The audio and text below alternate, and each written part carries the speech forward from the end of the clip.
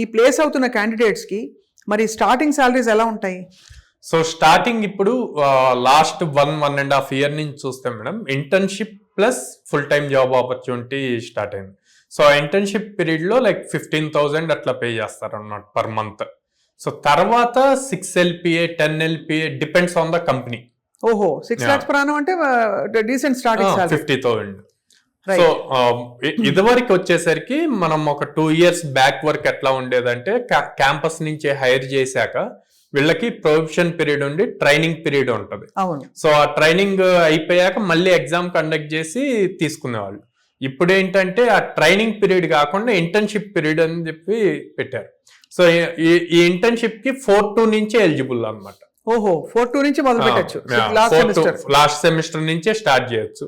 ఆ ఇంటర్న్షిప్ టైంలో గనక వీళ్ళు బాగా పెర్ఫామ్ చేశారు అంటే అక్కడే డైరెక్ట్ గా ఫుల్ టైం కి అవుతారు.